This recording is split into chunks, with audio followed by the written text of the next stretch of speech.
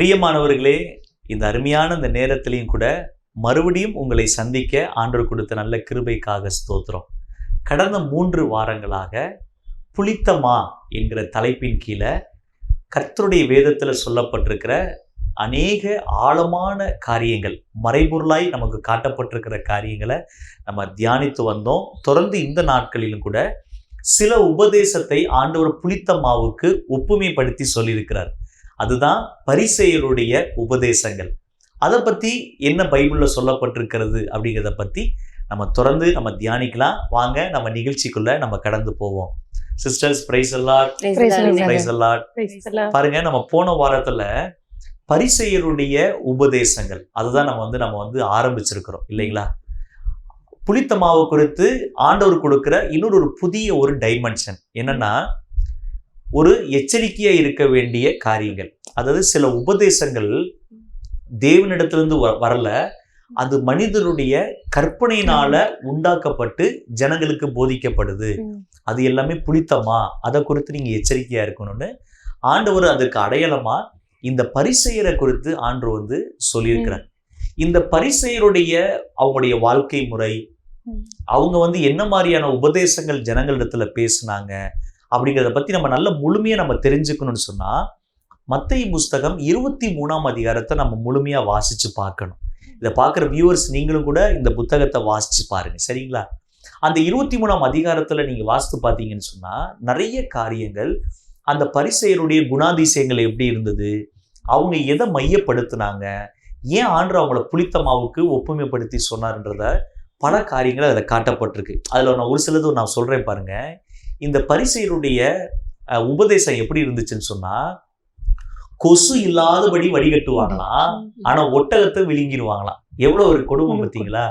ஆமா, அதாவது மூல காரியங்கள், முக்கியமாய் கர்த்தர் சொன்ன அந்த வசனத்தினுடைய கருத்து, ஆண்டவர் நமக்கு காண்பித்திருக்கிற காரியத்தை அதை விட்டுட்டு சின்ன சின்ன காரியங்கள் மேல ரொம்ப கவனம் வச்சு அதை வந்து இப்படிதான் செய்யணும், இதை இப்படிதான் பண்ணணும் அப்படின்னு சொல்லி அவங்க சத்தியத்தை பக்கம் ஜனங்களை திருப்பாம இந்த பரிசேயர் என்ன செஞ்சாங்கன்னு சொன்னா, யூதர்களை முழுக்க சடங்காச்சாரத்தின் பக்கமா அவங்க என்ன செஞ்சுட்டாங்கன்னா திருப்பிட்டாங்க. அதுல ஒரு காரியம் என்னன்னு சொன்னா, நார்மலா நம்ம எல்லாருமே வீட்டுல இருந்து வெளியே போயிட்டு நம்ம திருப்பி வீட்டுக்கு வர்றோம், வந்த உடனே நம்ம கை கழுவிட்டு சாப்பிடுறோம். ஆனா கை கழுவுறதையே ஒரு சடங்கா என்ன செஞ்சிருக்காங்கன்னா மாத்திருக்காங்க. முழங்கை வரைக்கும் கை கழுவணும், சந்தைக்கு போயிட்டு வந்தா குளிக்கணும், அவர் அப்ப குளிச்சிருந்தாலும் பரவாயில்ல, மறுபடியும் என்ன செய்யணும், குளிக்கணும். வீட்டுக்கு வந்து நீ செம்ப கழுவணும், ஆமா, அப்புறம் வந்து சட்டியை கழுவணும், அப்புறம் தட்டை கழுவணும், டம்ளரை கழுவணும், எல்லாத்தையும் கழுவணும். இது வந்து சுத்தத்துக்காக கிடையாது, அது சடங்கு.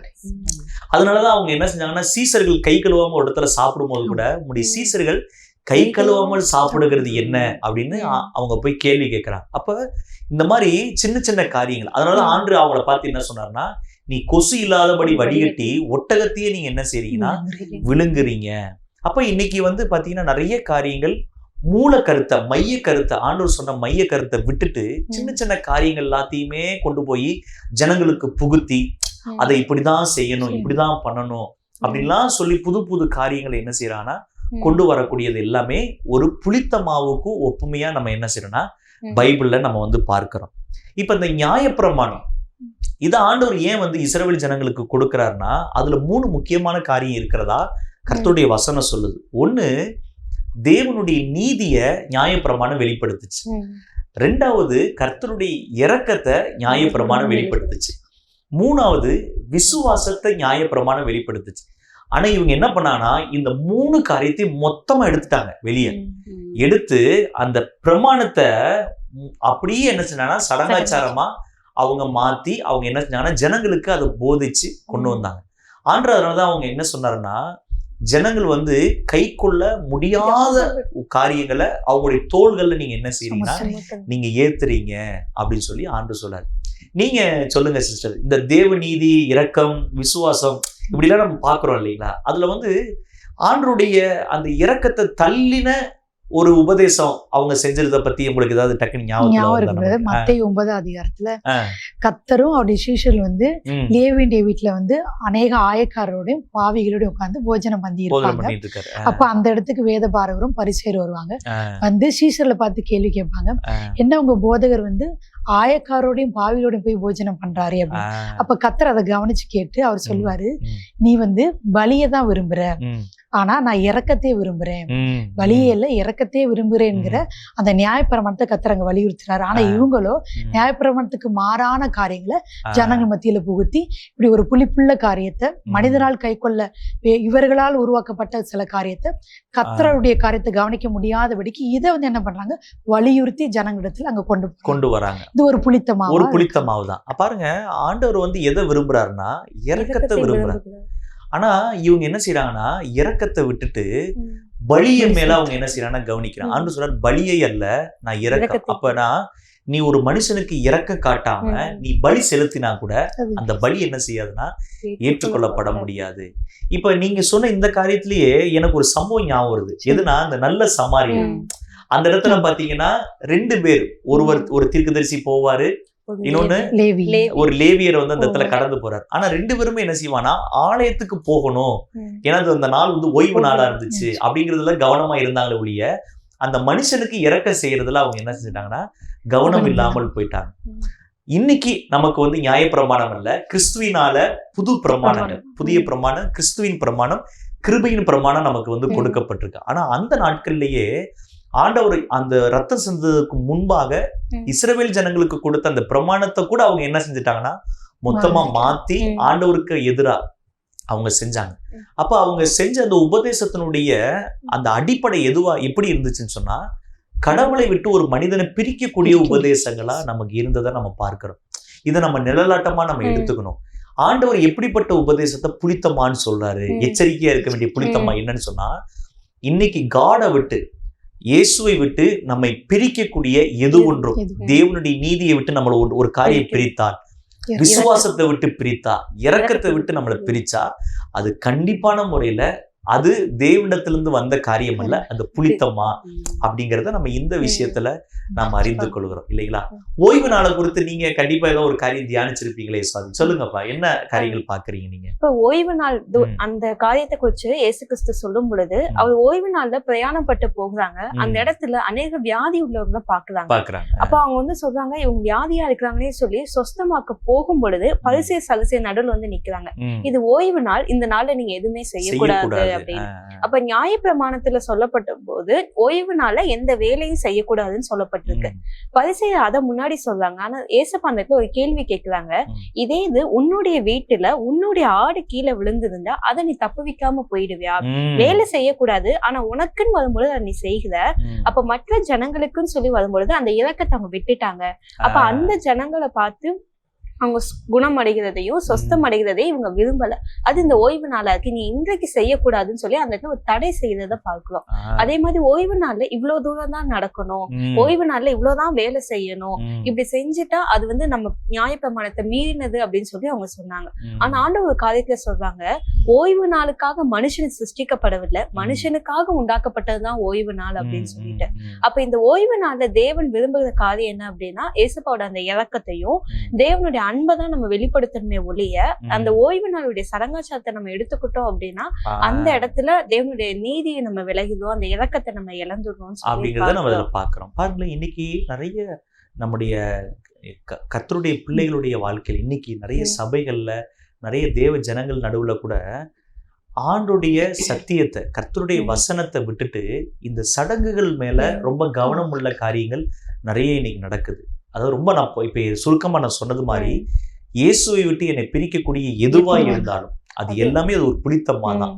அது எப்படிப்பட்ட உபதேசமா இருந்தாலும் அது ஒரு புளித்த மாவாக என்ன செய்யுதுன்னா, இன்னைக்கு பாருங்களேன், கர்த்தருடைய நீதியை புரட்டக்கூடிய உபதேசங்கள் எவ்வளவு உபதேசங்கள் நீங்க நம்ம கேட்கிறோம். இல்ல நீங்க வந்து என்ன வேணா நீங்க வந்து பாவம் செய்யலாம். அதாவது கர்த்தர் வந்து ஒரு கட்டளை கொடுத்திருந்தார் அன்னைக்கு பழைய பிரமாணத்துல. என்ன கட்டளை கொடுத்திருந்தார்னா, ஒரு மனிதன் வந்து பாவம் செய்யும் போது ஒரு பழுதற்ற ஆடை கூட்டிட்டு வந்து அதை பலி செலுத்தி அது மேல கை வச்சு, அந்த ஆட்டு மேல கை வச்சு நீங்க பலி செலுத்தி பாவ நிவர்த்தி செய்யணும்னு சொல்லி சொன்னாங்க. இத இந்த மாயக்காரர்கள் என்ன செஞ்சாங்க, இந்த பரிசேயர் என்ன செஞ்சாங்கன்னா, ஆடை முன்னாடியே வாங்கி கட்டிட்டு போய் பாவத்தை செய்யு அப்படின்னு சொல்லி ஒரு நூதனமான காரியத்தை கொண்டுதாங்க. இன்னைக்கு பாருங்களேன், இன்னைக்கு என்ன செய்யறாங்கன்னா, ஒரு மனிதன் பாவம் செஞ்சா அவனுக்கு கிறிஸ்துவின் ரத்தம் இருக்குது அப்படிங்கிற அந்த சத்தியத்தை, கிறிஸ்துவின் ரத்தம் உனக்கு ஏற்கனவே சிந்தப்பட்டதுனால நீ என்ன வேணா செய்யலாம், இது ஒரு புளித்த மாவு தானே. அப்போ தேவனுடைய அந்த உண்மையான அந்த நோக்கம், ஆண்டு சொன்ன அந்த வார்த்தையினுடைய அந்த தன்மையவே இன்னைக்கு என்ன செய்யறாங்கன்னா உபதேசங்கள்ல மாற்றி உபதேசிக்கக்கூடிய சில நிறைய காரியங்களை பார்க்கிறோம். இவங்களுடைய லைஃப்பை பத்தி இந்த மத்திய 23ஆம் அதிகாரத்துல நீங்க வாசித்து பார்த்தீங்கன்னு சொன்னா, இவங்களுடைய உபதேசம் எப்படி இருக்குன்னா, கல்லறைக்கு வெள்ளை அடிக்கிறது மேலதான் கவனமா இருப்பாங்களாம். கல்லையினுடைய உள்ளக்குள்ள எப்படி ஒரு அழுகி போன அந்த பிணங்கள் உள்ளக்குள்ள கிடக்குதோ அது மாதிரி உள்ளான மனிதனுடைய மாற்றம் தான் தேவன் விரும்புறாரு. ஆண்டுடைய எதிர்பார்ப்பு என்னன்னா, உள்ளான மனிதனுக்குள்ள ஒரு மாற்றம் என்ன செய்யணும்னா வரணும். ஆனா இவங்க என்ன செஞ்சாங்கன்னா, வெளிப்புறமான மாற்றங்கள் மேலதான் அவங்க என்ன செஞ்சாங்கன்னா கவனத்தை கொண்டு போனாங்க. அப்ப உள்ளான மனிதனுக்குள்ள உண்டாகிற மாற்றத்தை பத்தி அவங்க என்ன செய்யலன்னா அவங்க வந்து பேசல. அதனால அது வந்து புளித்தமா அப்படின்னு ஆண்டு வந்து சொல்லக்கூடிய விஷயங்களை பார்க்கிறோம். இப்போ வந்து பரிசேயருடைய இந்த உபதேசத்தை ஆண்டு வந்து புளித்தமாவுக்கு ஒப்புமைப்படுத்தி சொல்லியிருக்காரு. இதை தவிர்த்து இன்னொரு கேரக்டர் காமிச்சிருக்கிறாரு. அதை பத்தி நீங்க தியானிச்சிருக்கிறீங்களா? அவங்க யாரு? ஏரோதின் உபதேசத்தையும் புளித்தமாவும் சொல்லி சொல்றாரு. ஏரோதின் புளித்தமாவை குறித்து எச்சரிக்கையா இருங்கன்னு சொல்லி சீஷர்களிடத்துல சொல்றாங்க. அப்ப ஏரோதுடைய உபதேசம் என்ன அப்படின்னு நம்ம பார்க்கும் பொழுது, அப்போஸ்தலர் 12ஆம் அதிகாரம் 23ல ஒரு சம்பவம் நடக்குது. ஏரோது உபதேசம் பிரசங்கம் பண்ணுவாரு. அந்த இடத்துல தேவனுக்கு மகிமையை செலுத்தாம, ஜனங்கள் எல்லாம் தேவ சத்தம் சொல்லுவாங்க. சொன்ன உடனே தேவனுக்கு மகிமையை செலுத்தாம இருந்ததுனால தூதன் அவரை அடித்து அவர் வந்து புழுத்து இறந்துருவாரு.